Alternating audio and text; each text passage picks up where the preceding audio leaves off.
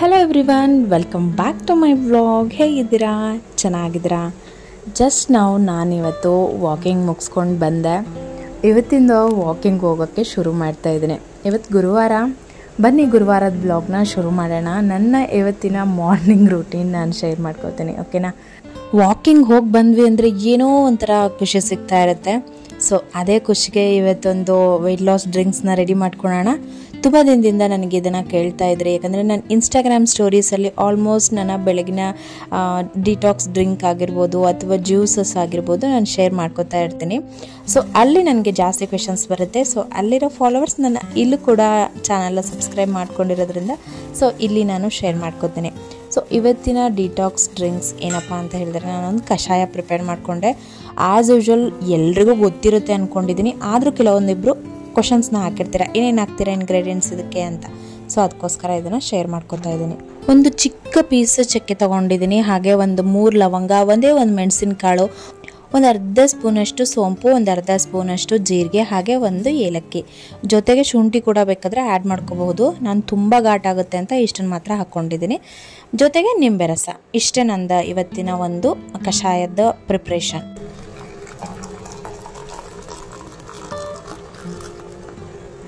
ಪಕ್ಕದಲ್ಲಿರೋ ಟೀ ನಂದು ಅಂತ ಅಂದ್ಕೊಬೇಡಿ, ಅದು ನನಗಲ್ಲ, ನನ್ನ ಹಸ್ಬೆಂಡ್ಗೆ ಪ್ರಿಪೇರ್ ಮಾಡಿಟ್ಟಿದ್ದೀನಿ.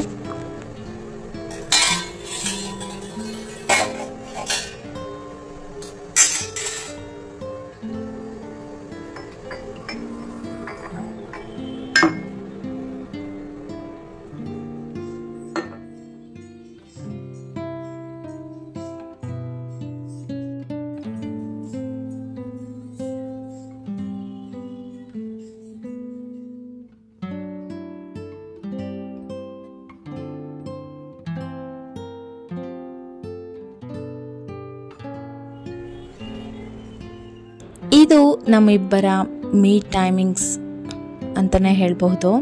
ಯಾಕಂತ ಹೇಳಿದ್ರೆ, ಬೆಳಗ್ಗೆ ಎದ್ದಿದ ತಕ್ಷಣ ಸಾವಿರಾರು ಟೆನ್ಷನ್ಗಳು ಶುರು ಆಗೋಂಥ ಮೂಮೆಂಟ್ ಅದು. ಅದಕ್ಕೊಂದು ರಿಫ್ರೆಶ್ಮೆಂಟ್ ಬೇಕು ಅಂತ ಹೇಳ್ಬಿಟ್ಟು ಇಬ್ಬರು ಜೊತೆ ಕೂತ್ಕೊಂಡು ಟೀ ಕಾಫಿ ಆಯಿತು ಅಥವಾ ಈ ಥರದ ಕಷಾಯ ಅಥವಾ ಜ್ಯೂಸ್ಗಳಾಯಿತು, ಏನಾದರೂ ಒಂದು ಪ್ರಿಪೇರ್ ಮಾಡಿಕೊಂಡು ಕುಡ್ಕೊ ಅಂತ ಮಾತಾಡ್ತೀವಿ. ಸೊ ನಮಗೆ ನಾವು ಟೈಮ್ ಕೊಟ್ಕೊಳ್ಳೋಂಥ ಟೈಮ್ ಅಂದರೆ ಆ ಒಂದು 15 ಮಿನಿಟ್ಸು. ಸೊ ಏನೇ ಒಂದು ಡಿಸ್ಕಷನ್ಸ್ ಇದ್ರೂ ಕೂಡ, ಅಲ್ಲಿ ಹಂಗಾಯ್ತಂತೆ, ಇಲ್ಲಿ ಈ ಥರ ಆಯ್ತಂತೆ, ಅವ್ರು ಕಾಲ್ ಮಾಡಿದ್ರು, ಇವ್ರು ಕಾಲ್ ಮಾಡಿದ್ರು, ಮತ್ತು ಅದು ಊರಿನ ವಿಚಾರ, ಏನೋ ಈ ಥರ ಸಮಥಿಂಗ್ ಏನಾದರೂ ಒಂದು ಫ್ಯಾಮಿಲಿ ರಿಲೇಟೆಡು, ಫ್ರೆಂಡ್ಸ್ ಸರ್ಕಲಲ್ಲಿ ಏನಾಯಿತು, ಈ ಥರದ್ದೇನಾದರೂ ಒಂದಿಷ್ಟು ಮಾತಾಡ್ತೀವಿ. ಜೊತೆಗೆ ಒಂದಿಷ್ಟು ಕಾಮಿಡಿ ರೀಲ್ಸ್ಗಳನ್ನ ಇಬ್ಬರು ಶೇರ್ ಮಾಡ್ಕೊಂಡಿರ್ತೀವಿ. ಸೊ ಅದನ್ನು ಕೂಡ ನೋಡಿ ನಗಾಡಿ ಆ 15 ನಿಮಿಷನಂತೂ ತುಂಬ ಚೆನ್ನಾಗಿ ಎಂಜಾಯ್ ಮಾಡ್ತೀವಿ. ಅಷ್ಟರಲ್ಲಿ ನನ್ನ ಮಗಳಿದ್ದಿದ್ರೆ ಅವಳಿಗೂ ಒಂದಿಷ್ಟು ಕಾಮಿಡಿ ಮಾಡಿ ತಮಾಷೆ ಮಾಡ್ತಾ ಇರ್ತೀವಿ. ಜೊತೆಗೆ ಎಷ್ಟೊಂದು ಸರಿ ಆ ಮಾತು ಜಾಸ್ತಿ ಆಗಿ ಮಾತಾಡ್ತಾ ಜಗಳನೂ ಕೂಡ ಮಾಡಿದ್ದೀವಿ. ಸೊ ನಮ್ಮ ಲೈಫಲ್ಲಿ 2 ಥರನೂ ಇರುತ್ತೆ, ಅಷ್ಟೇ ಪ್ರೀತಿ ಮಾಡ್ತೀವಿ, ಅಷ್ಟೇ ಜಗಳ ಆಡ್ತೀವಿ. ಇನ್ನು ಈ ಕಷಾಯನ ಸ್ವಲ್ಪ ಬಿಸಿ ಇರುವಾಗ್ಲೇ ಕುಡಿಬೇಕು, ತುಂಬ ತಣ್ಣಗಾದ್ಮೇಲೆ ಕುಡಿಬಾರ್ದು. ತೀರಾ ಕುಡಿಯೋಕ್ಕಾಗೋದೇ ಇಲ್ಲ ಅನ್ನೋ ಥರ ಏನಿರಲ್ಲ. ಪ್ರತಿ ಸಿಪ್ನು ನಾವು ಎಂಜಾಯ್ ಮಾಡ್ಕೊಂಡು ಕುಡಿದ್ರೆ ಎಂಥ ಕಷಾಯ ಬೇಕಾದರೂ ಕುಡಿಬಹುದು. ಆರಾಮಾಗಿ ಒಂದತ್ರ ಎಲ್ಲಾದರೂ ಕೂತ್ಕೊಂಡು ನಿಧಾನವಾಗಿ ಒಂದೊಂದೇ ಸಿಪ್ನ ಕುಡಿತಾ ಎಂಜಾಯ್ ಮಾಡಿ, ಆವಾಗ ಇದು ಕಷಾಯ ಅನ್ನೋ ಥರ ಫೀಲ್ ಬರಲ್ಲ.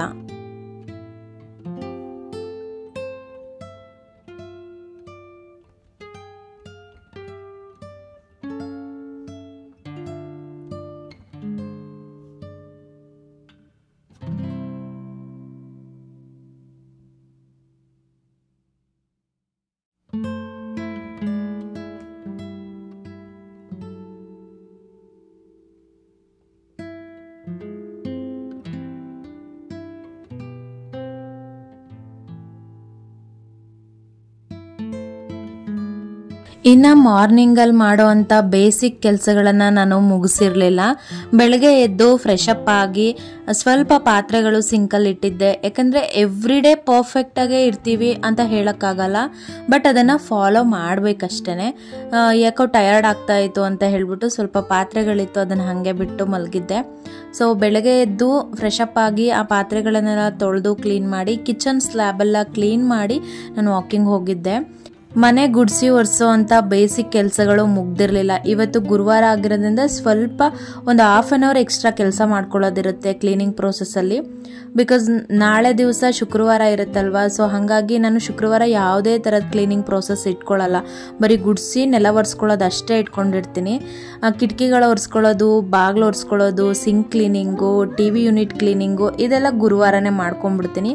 ಹಾಗಾಗಿ ಇವತ್ತು ಸ್ವಲ್ಪ ಒಂದು ಹಾಫ್ ಆನ್ ಅವರ್ ಎಕ್ಸ್ಟ್ರಾ ಕೆಲಸ ಇರೋದ್ರಿಂದ ಬೆಳಗ್ಗೆನೇ ನನಗೆ ಅರ್ಲಿ ಮಾಡ್ಕೊಳ್ಳೋಕ್ಕಾಗಲಿಲ್ಲ ಇದನ್ನೆಲ್ಲ.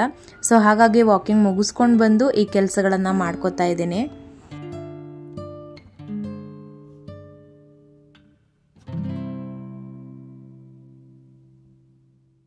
ಇನ್ನು ರೆಸಿಪಿಗಳನ್ನ ನಾನು ಜಾಸ್ತಿ ಅಪ್ಲೋಡ್ ಮಾಡ್ತಾ ಇಲ್ಲ ಈ ನಡುವೆ.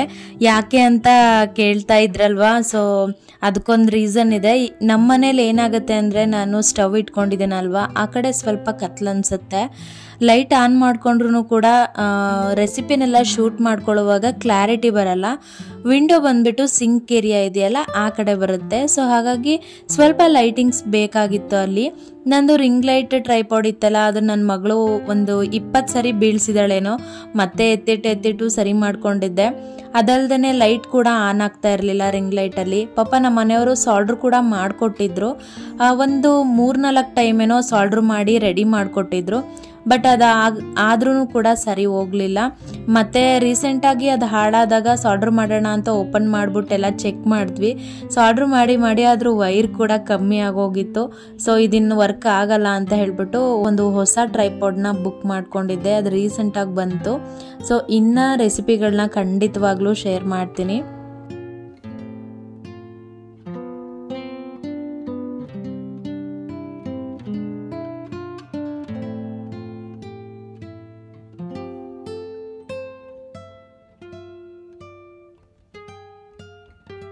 ನಮ್ಮನೇಲಂತೂ ಈ ಸೋಫಾಗಳನ್ನ ಜರ್ಗಾಡ್ಸಿ ಅಂತೂ ನನಗಂತೂ ಸಾಕಾಗೋಗುತ್ತೆ.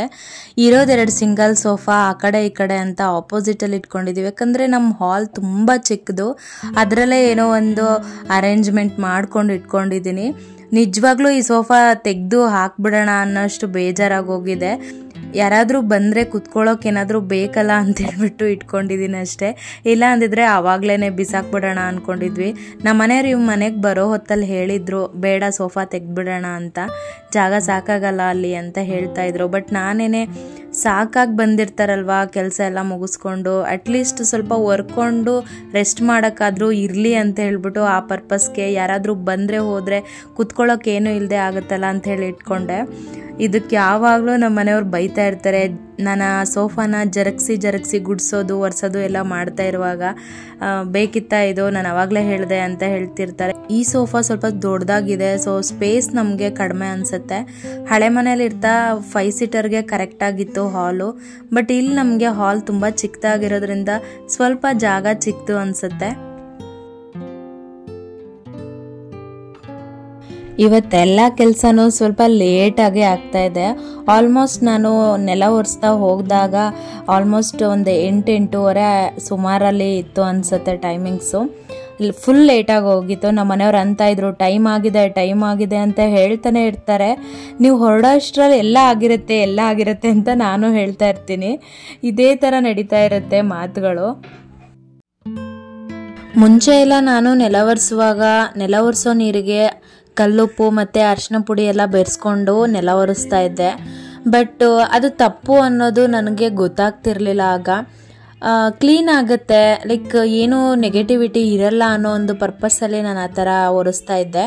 ಬಟ್ ಆಮೇಲೆ ಈ ಅಭ್ಯಾಸನ ತಪ್ಪಿಸ್ದೆ. ಯಾಕೆಂದರೆ ತುಂಬ ಮನೇಲಿ ಜಗಳ ಆಗ್ತಾ ಇರ್ತಿತ್ತು ಆ ಟೈಮಲ್ಲಿ. ಉಪ್ಪಿಗೆ ಮಹಾಲಕ್ಷ್ಮಿ ಅಭಿಮಾನಿ ದೇವತೆ ಅಂತೆ. ಸೊ ಅದನ್ನು ನಾವು ಎಷ್ಟು ವೇಸ್ಟ್ ಮಾಡ್ತೀವೋ ಮನೇಲಿ ಅಷ್ಟು ಕಷ್ಟಗಳು ಜಾಸ್ತಿ ಆಗುತ್ತೆ. ಈವನ್ ಅರಿಶಿನ ಕೂಡ ಹೌದು. ನನಗೆ ಅದು ಆವಾಗ ಅಷ್ಟೊಂದು ತಿಳುವಳಿಕೆ ಇರಲಿಲ್ಲ. ಸೊ ನಾನೇನು ಮಾಡ್ತಾಯಿದ್ದೆ, ಕ್ಲೀನ್ ಆಗುತ್ತೆ ಅನ್ನೋ ಪರ್ಪಸ್ಸಲ್ಲಿ ಉಪ್ಪು ಅರಿಶಿನ ಪುಡಿ ಎಲ್ಲ ಹಾಕಿ ಒರೆಸ್ತಾ ಇದ್ದೆ. ಬಟ್ ಅದೆಲ್ಲ ಎಕ್ಸ್ಪೀರಿಯನ್ಸ್ ಆದಮೇಲೆ ನಾನು ಅದನ್ನು ಸ್ಟಾಪ್ ಮಾಡಿದೆ. ಈಗ ಏನಿಲ್ಲ, ಜಸ್ಟ್ ಲೈಝಾಲು ಡೆಟಾಲು 2 ಮಾತ್ರ ಕಂಪಲ್ಸರಿ ಹಾಕ್ತೀನಿ. ಬಟ್ ನೀರು ಮಾತ್ರ ಬಿಸಿನೀರು ತೊಗೋತೀನಿ. ಸೊ ಬಿಸಿನೀರಲ್ಲೇ ನಾನು ನೆಲ ಒರೆಸೋದು. ಪಾಪು ಇರೋದ್ರಿಂದ ಸುಮ್ಮನೆ ಯಾಕೆ ಇನ್ಫೆಕ್ಷನ್ಸ್ ಎಲ್ಲ ಇರುತ್ತೆ, ಯಾಕೆ ಬೇಕು ಅಂತ ಹೇಳಿ ಆಲ್ಮೋಸ್ಟ್ ಸ್ವಲ್ಪ ಬಿಸಿನೀರಿಗೆ ನಾನು ಡೆಟಾಲ್ ಅಥವಾ ಲೈಜಾಲ್ ಹಾಕ್ಕೊಂಡು ಒರೆಸ್ತಿದ್ದೀನಿ. ಬಟ್ ಈ ತಪ್ಪನ್ನ ನೀವು ಯಾರಾದರೂ ಮಾಡ್ತಾ ಇದ್ದರೆ ಕಲ್ಲುಪ್ಪು ಅಥವಾ ಅರಿಶಿನ ಪುಡಿನ ಏನಾದರೂ ನೆಲ ಒರೆಸೋ ನೀರಲ್ಲಿ ಹಾಕಿ ಬೆರೆಸ್ಬಿಟ್ಟು ಅದರಲ್ಲಿ ಏನಾದರೂ ನೀವು ನೆಲನ ಕ್ಲೀನ್ ಮಾಡ್ತಾ ಇದ್ರೆ ದಯವಿಟ್ಟು ಸ್ಟಾಪ್ ಮಾಡಿ. ಬಿಕಾಸ್ ಇದು ನಾನು ಎಕ್ಸ್ಪೀರಿಯನ್ಸ್ ಆಗಿರೋದಕ್ಕೆ ಹೇಳ್ತಿದ್ದೀನಿ. ಇಫ್ ಇನ್ ಕೇಸ್ ನೀವು ಯಾರಾದರೂ ಆ ರೀತಿ ಮಾಡ್ತಾ ಇದ್ದರೆ ಹಾಗೆ ಅಬ್ಸರ್ವ್ ಮಾಡಿ. ನಿಮ್ಮ ಮನೇಲಿ ಏನಾದರೂ ಜಗಳ ಸುಮ್ಮನೆ ಚೆನ್ನಾಗಿ ಮಾತಾಡ್ತಾ ಇದ್ದಾಗೆ ಜಗಳಗಳು ಶುರುವಾಗೋದು ಆ ಥರ ಏನಾದರೂ ಆಗ್ತಾ ಇದ್ದರೆ ಪ್ಲೀಸ್ ಅದನ್ನು ಸ್ಟಾಪ್ ಮಾಡಿಬಿಡಿ.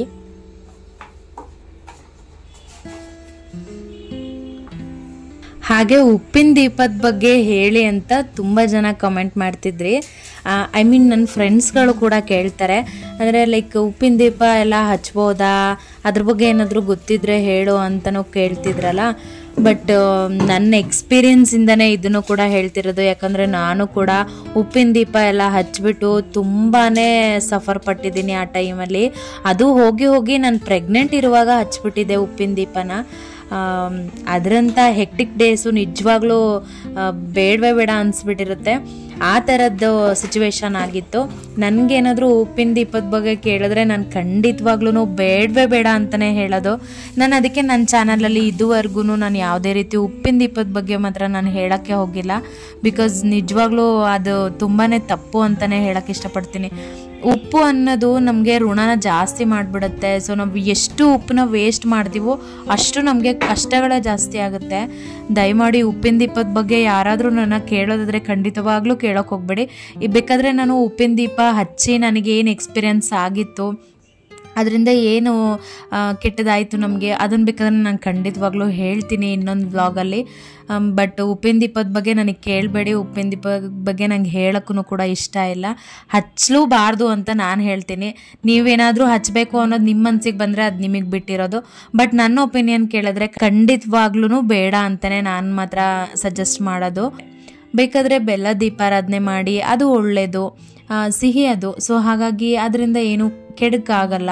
ಹಾಗೆಯೇ ತೆಂಗಿನಕಾಯಿ ದೀಪಾರಾಧನೆ ಅದನ್ನು ಕೂಡ ಮಾಡಬಹುದು, ಅದು ಕೂಡ ತುಂಬಾ ಒಳ್ಳೆಯದು. ಬಟ್ ಉಪ್ಪಿನ ದೀಪದ ಬಗ್ಗೆ ಮಾತ್ರ ನನಗಂತೂ ಕೇಳಲೇಬೇಡಿ.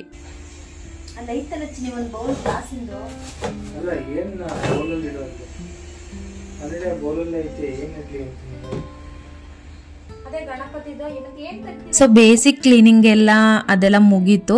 ಸ್ವಲ್ಪ ಸಿಂಕ್ ಏರಿಯಾನೆಲ್ಲ ಕ್ಲೀನ್ ಮಾಡಬೇಕಾಗಿತ್ತು. ಬಟ್ ನನಗೀಗ ಟೈಮ್ ಕಡಿಮೆ ಇದೆ. ಫಸ್ಟು ತಿಂಡಿ ಪ್ರಿಪೇರ್ ಮಾಡಿಬಿಟ್ಟು ಹಸ್ಬೆಂಡ್ನ ಆಫೀಸಿಗೆ ಕಳಿಸ್ಬಿಡ್ತೀನಿ. ಆಮೇಲೆ ಇನ್ನೇನು ಸ್ನಾನಕ್ಕೆ ಹೋಗೋ ಟೈಮಲ್ಲಿ ಜಸ್ಟ್ 2 ಮಿನಿಟ್ಸ್ ಆದರೆ ಸಾಕು. ಸಿಂಕ್ ಏರಿಯಾ ಎಲ್ಲ ಬೇಗ ಕ್ಲೀನ್ ಮಾಡಿಬಿಟ್ಟು, ಮತ್ತು ಬಾತ್ರೂಮ್ನೂ ಅಷ್ಟೇ ಫ್ಲೋರೆಲ್ಲನೂ ಕ್ಲೀನ್ ಮಾಡಿಬಿಟ್ಟು ನಾನು ಡೈರೆಕ್ಟಾಗಿ ಸ್ನಾನಕ್ಕೆ ಹೋಗೋಕ್ಕೆ ಸರಿ ಹೋಗುತ್ತೆ ಅಂತ ಹೇಳ್ಬಿಟ್ಟು ಆಗ ಫಸ್ಟು ಬ್ರೇಕ್ಫಾಸ್ಟಿಗೆ ಪ್ರಿಪೇರ್ ಮಾಡೋಣ ಅಂತ ಹೇಳ್ಬಿಟ್ಟು ಬಂದೆ. ಯಾಕಂದರೆ ಈ ಸಿಂಕ್ ಎಲ್ಲ ಕ್ಲೀನ್ ಮಾಡಿ ಬಾತ್ರೂಮ್ ಎಲ್ಲ ಕ್ಲೀನ್ ಮಾಡಿದ್ರೆ ಡೈರೆಕ್ಟ್ ಸ್ನಾನಕ್ಕೆ ಹೋದ್ರೇ ಚೆನ್ನಾಗೆ. ನನಗೆ ಮಧ್ಯದಲ್ಲಿ ಬೇರೆ ಏನು ಕೆಲಸನೂ ಮಾಡೋಕ್ಕೆ ಇಷ್ಟ ಆಗಲ್ಲ. ಹಾಗಾಗಿ ಬೇಸಿಕ್ ಕ್ಲೀನಿಂಗ್ಸ್ ಏನಿತ್ತೋ ಅದೆಲ್ಲ ಮುಗಿಸ್ಕೊಂಡು ಬ್ರೇಕ್ಫಾಸ್ಟ್ ರೆಡಿ ಮಾಡಿಬಿಡ್ತೀನಿ ಈಗ. ಸೊ ಆಮೇಲೆ ಮಿಕ್ಕಿದ ಕೆಲಸಗಳನ್ನು ನೋಡ್ಕೊಳ್ಳೋಣ ಅಂತ ಹೇಳ್ಬಿಟ್ಟು ಬಂದೆ.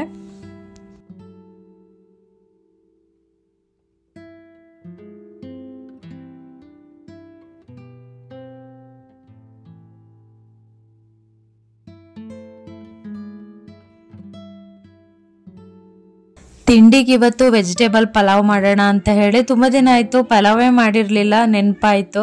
ಸೊ ರಿಪೀಟೆಡ್ ಆಗಲ್ಲ ನಮ್ಮ ಮನೇಲಿ ಸ್ವಲ್ಪ ತಿಂಡಿಗಳು ಪದೇ ಪದೇ ರಿಪೀಟ್ ಆಗಂಗಿಲ್ಲ. ಅಂದರೆ ಸ್ವಲ್ಪ ಗ್ಯಾಪ್ ಬೇಕು ನಮ್ಮ ಮನೆಯವರಿಗೆ. ಇದು ಮೊನ್ನೆ ಮಾಡಿದ್ದಲ್ವಾ ಅಂತ ಹೇಳಿ ಕೇಳ್ತಿರ್ತಾರೆ. ಸೊ ಹಾಗಾಗಿ ನೆನ್ಪು ಮಾಡಿಕೊಂಡೆ, ಪಲಾವ್ ಮಾಡಿರಲಿಲ್ಲ ಸುಮಾರು ದಿನ ಆಯಿತು. ಸೊ ಪಲಾವ್ ಮಾಡಿಬಿಡೋಣ ಅಂತ ಹೇಳಿಬಿಟ್ಟು ಸೊ ಪಲಾವ್ಗೆಲ್ಲ ತರಕಾರಿಗಳನ್ನೆಲ್ಲ ಕಟ್ ಮಾಡ್ಕೊತಾ ಇದ್ದೆ.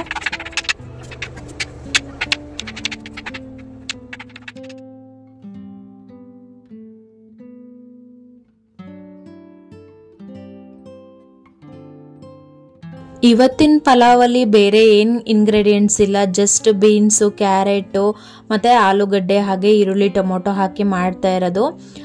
ಪ್ಲೇನ್ ಪಲಾವ್ ಥರ ಜಾಸ್ತಿ ಮಸಾಲೆನೂ ಕೂಡ ಆ್ಯಡ್ ಮಾಡಿಲ್ಲ. ಸಿಂಪಲ್ ಮಸಾಲೆನ ಆ್ಯಡ್ ಮಾಡಿಬಿಟ್ಟು ಇವತ್ತು ಪಲಾವ್ ಮಾಡಿದ್ದೆ. ಆ್ಯಕ್ಚುಲಿ ಹೇಳಬೇಕು ಅಂದರೆ ತುಂಬ ಚೆನ್ನಾಗಾಗಿತ್ತು. ಬಟ್ ಡೀಟೇಲ್ ರೆಸಿಪಿನ ನಾನು ಶೂಟ್ ಮಾಡಲಿಲ್ಲ. ಜಸ್ಟ್ ರ್ಯಾಂಡಮ್ ಆಗಿ ವ್ಲಾಗಿಗೆ ಬೇಕಾಗುತ್ತೆ ಅಂತ ಹೇಳ್ಬಿಟ್ಟು ಕ್ಲಿಪ್ಪಿಂಗ್ಸ್ ಮಾತ್ರ ತೆಗೆದೆ. ಆಮೇಲೆ ಅನಿಸ್ತಾ ಇತ್ತು ರೆಸಿಪಿನಾದರೂ ಶೂಟ್ ಮಾಡ್ಕೋಬೇಕಾಗಿತ್ತು. ಸೂಪರಾಗಿ ಆಗಿದೆ ಪಲಾವು. ಸ್ವಲ್ಪ ಇಂಗ್ರೀಡಿಯೆಂಟ್ಸ್ ಚೇಂಜ್ ಮಾಡಿ ಹಾಕಿದ್ದೆ. ಸೊ ಟೇಸ್ಟೂ ಕೂಡ ಅಷ್ಟೇ ಹೋಟೆಲ್ ಸ್ಟೈಲಲ್ಲಿ ಬರುತ್ತಲ್ಲ ಪಲಾವ್, ಆ ಥರನೇ ಇತ್ತು. ಸಖತ್ತಾಗಿತ್ತು. ಫ್ಲೇವರ್ ಅಂತೂ ನಿಜವಾಗ್ಲೂ ಘಮ ಅಂತ ಇತ್ತು. ನಮ್ಮ ಮನೆಯವರಂತೂ ತುಂಬ ಖುಷಿಪಟ್ಟು ತಿಂದರು. ನಿಜ ಹೇಳಬೇಕು ಅಂದರೆ ಬೆಳಗ್ಗೆ ಮಾಡಿದ ಪಲಾವ್ನ ಅವತ್ತು ನೈಟ್ ಕೂಡ ತೆಗೆದಿಡ್ಸ್ಕೊಂಡು ತಿಂದಿದ್ದಾರೆ. ಅವತ್ತು ಅಷ್ಟು ಚೆನ್ನಾಗಾಗಿತ್ತು.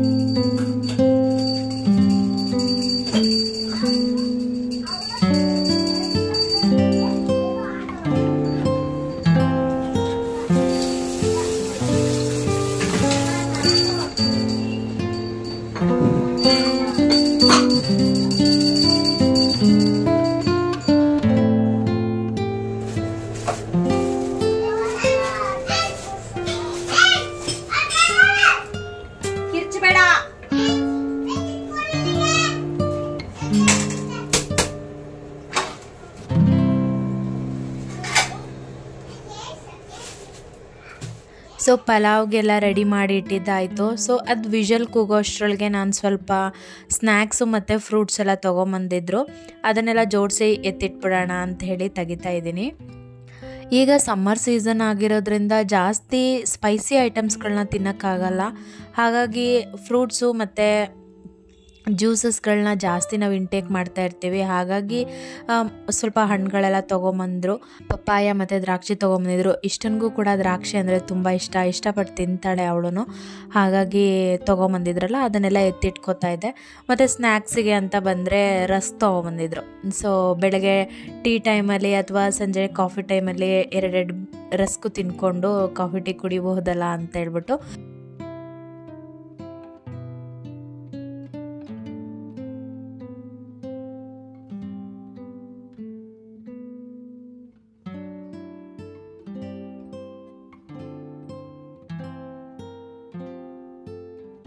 ಸೊ ಅದನ್ನೆಲ್ಲ ಎತ್ತಿಟ್ಕೊಂಡು ಹಾಗೆ ನನ್ನ ವಾಟರ್ ಬಾಟಲ್ನು ಕೂಡ ನಾನು ಫಿಲ್ ಮಾಡಿ ಇಟ್ಕೊಂಡ್ಬಿಡ್ತೀನಿ. ಸೊ ಅಡುಗೆ ಮನೇಲೆ ನಾನು ಜಾಸ್ತಿ ಇರ್ತೀನಲ್ಲ, ಹಾಗಾಗಿ ನೋಡಿದ ತಕ್ಷಣ ನೀರು ಕುಡಿಬೇಕು ಅನ್ನೋದು ನೆನಪಾಗುತ್ತೆ ಅಂತ ಹೇಳ್ಬಿಟ್ಟು ಅಷ್ಟರಲ್ಲಿ ನಮ್ಮ ಮನೆಯವ್ರು ಕೂಡ ಪೂಜೆ ಎಲ್ಲ ಮುಗಿಸಿದ್ರು. ಅವ್ರು ಪೂಜೆ ಮುಗಿಸಿ ರೆಡಿಯಾಗೋ ಅಷ್ಟರೊಳಗಡೆ ಪಲಾವ್ ಕೂಡ ವಿಷಲ್ ಹೊಡಿತಾ ಇತ್ತು.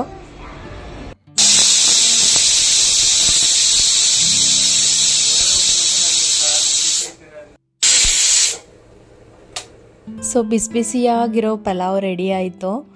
ಬಟ್ ಈ ಶೆಕೆಯಲ್ಲಿ ಬಿಸಿ ತಿನ್ನೋಕ್ಕೆ ಸ್ವಲ್ಪ ಹಿಂಸೆ ಅನಿಸುತ್ತೆ. ಸ್ವಲ್ಪ ತಣ್ಣಗಾದ್ಮೇಲೆ ತಿನ್ನೋಕ್ಕೆ ಇಷ್ಟ ಆಗುತ್ತೆ. ಬಟ್ ನಮ್ಮ ಮನೆಯವ್ರಿಗೂ ಕೂಡ ಟೈಮ್ ಆಗಿತ್ತಲ್ಲ, ಬೇಗ ಮಾಡಿ ಹಾಕ್ಕೊಟ್ಟಿದ್ದೀನಿ. ಸೊ ಅವರು ಟಿಫನ್ ಎಲ್ಲ ಮಾಡಿಕೊಂಡು ಆಫೀಸಿಗೂ ಕೂಡ ಹೊರಟರು. ಇನ್ನು ಈ ಸಿಂಕ್ ಏರಿಯಾ ಒಂದು ಕ್ಲೀನಿಂಗ್ ಪ್ರೋಸೆಸ್ ಬಿಟ್ಟಿದ್ನಲ್ಲ, ಸೊ ಇದನ್ನು ಕೂಡ ಕ್ಲೀನ್ ಮಾಡಿ ನಾನು ಸ್ನಾನ ಮಾಡಿಕೊಂಡು ಫ್ರೆಶ್ ಅಪ್ ಆಗಿಬಿಟ್ರೆ ಇವತ್ತಿನ ಮಾರ್ನಿಂಗ್ ರೊಟೀನ್ ಏನಿದೆ ಕಂಪ್ಲೀಟಾಗಿ ಫುಲ್ಫಿಲ್ ಆಗೋಗುತ್ತೆ. ಬಟ್ ಪೂಜೆ ಆದಮೇಲೆ ಈ ಕೆಲಸ ಮಾಡಬಾರ್ದು. ಅಂದರೆ ಕ್ಲೀನಿಂಗ್ ಪ್ರೋಸೆಸ್ ಏನಿದೆ ಅದನ್ನು ಪೂಜೆ ಒಳಗಡೆನೆ ಮಾಡಿ ಮುಗಿಸ್ಕೋಬೇಕು. ಬಟ್ ಈ ಸಿಂಕ್ ಏರಿಯಾ ಮಾತ್ರ ನಾನು ಪೆಂಡಿಂಗ್ ಇಟ್ಟಿದ್ದೆ. ಬಿಕಾಸ್ ನನಗೆ ಸಿಂಕ್ ಎಲ್ಲ ಕ್ಲೀನ್ ಮಾಡಿದ್ಮೇಲೆ ತಿಂಡಿ ಪ್ರಿಪೇರ್ ಮಾಡೋಂಗೆ ಇಷ್ಟ ಆಗಲ್ಲ. ಹಾಗಾಗಿ ಸಿಂಕ್ ಎಲ್ಲ ವಾಶ್ ಮಾಡಿಬಿಟ್ಟು ನಾನು ಡೈರೆಕ್ಟ್ ಸ್ನಾನಕ್ಕೆ ಹೋದರೆ ಇವತ್ತಿನ ಮಾರ್ನಿಂಗ್ ರೊಟೀನ್ ಮುಗಿಯುತ್ತೆ. ಸೊ ಇದಾಗಿತ್ತು ಇವತ್ತಿನ ಮಾರ್ನಿಂಗ್ ಬ್ಯುಸಿ ರೊಟೀನ್ ಅಂತ ಹೇಳ್ಬಹುದು. ಸೊ ಐ ಹೋಪ್ ನಿಮ್ಮೆಲ್ರಿಗೂ ಕೂಡ ಈ ವ್ಲಾಗ್ ಇಷ್ಟ ಆಗಿದೆ ಅಂತ ಹೇಳಿ ಭಾವಿಸ್ತಾ ಇವತ್ತಿನ ವ್ಲಾಗ್ನ ಇಲ್ಲಿಗೆ ಎಂಡ್ ಮಾಡ್ತಾ ಇದ್ದೀನಿ. ಹೊಸದಾಗಿ ಯಾರಾದರೂ ಚಾನಲ್ನ ವಿಸಿಟ್ ಮಾಡಿದ್ದೀರಾ, ಹಾಗೆ ನನ್ನ ವಿಡಿಯೋಸ್ನ ನೀವು ಇದೇ ಮೊದಲು ನೋಡ್ತಾ ಇರೋದು ಅನ್ನೋದಾದರೆ ಸಬ್ಸ್ಕ್ರೈಬ್ ಮಾಡ್ಕೊಳ್ಳಿ, ಹಾಗೆ ಬೆಲ್ ಬಟನ್ ಕ್ಲಿಕ್ ಮಾಡಿ. ಮತ್ತು ನಾನು ಮುಂದಿನ ವ್ಲಾಗಲ್ಲಿ ಒಂದು ಒಳ್ಳೆ ಸೂಪರ್ ಡೂಪರ್ ಕಂಟೆಂಟ್ ಜೊತೆಗೆ ನಿಮ್ಮನ್ನು ಭೇಟಿ ಮಾಡ್ತೀನಿ ಅಂತ ಹೇಳ್ತಾ ನಾನಿನ್ನು ಹೊರಡ್ತೀನಿ. ನಮಸ್ಕಾರ.